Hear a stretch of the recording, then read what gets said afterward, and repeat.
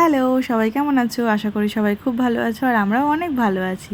তো আজ চলে আসলাম তোমাদের সামনে প্রদীপ নিয়ে। হ্যাঁ, কারণ আজকে ভূত চতুর্দশী আর প্রদীপ তো দিতেই হতো। আরও একটা জিনিস আজকে ম্যান্ডেটরি ছিল, সেটা হলো 14 শাক খাওয়া। ভূত চতুর্দশীতে 14 শাক খাবো, 14 প্রদীপ দেবো, ছোটোবেলা থেকে করে আসছি সত্যি বলতে। কিন্তু দুর্ভাগ্যক্রমে আমার শ্বশুরবাড়ি এলাকায় 14 শাক খাওয়ার প্রথা নেই। মানে আমি অবাক হয়ে গেলাম দেখে জিনিসটা, কিন্তু যাই হোক নেই। তো আমি 14 শাক তো খেতে পারিনি, কিন্তু 14 প্রদীপও যদি আমি না দিই তাহলে ভূত আমাকে ছুপবে না বলো? ঘাড় ধরে চুপে দেবে একদম। তো যাই হোক, সন্ধেবেলায় আমি প্রদীপগুলো নিয়ে বসে পড়লাম।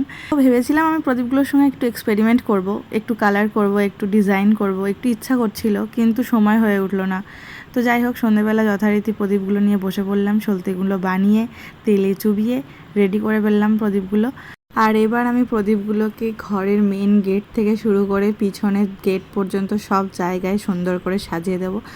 তোমরা কোথায় কোথায় প্রদীপ দাও আমাকে একটু বলো প্লিজ। আমি তো জানি ঘরের আনাচে কানাচে, সমস্ত ঘরে, ঠাকুরের সামনে, এমনকি বাথরুমের সামনে, ছাদে, পিছনের দরজা, সামনের দরজা, সব জায়গায় দিতে হয়।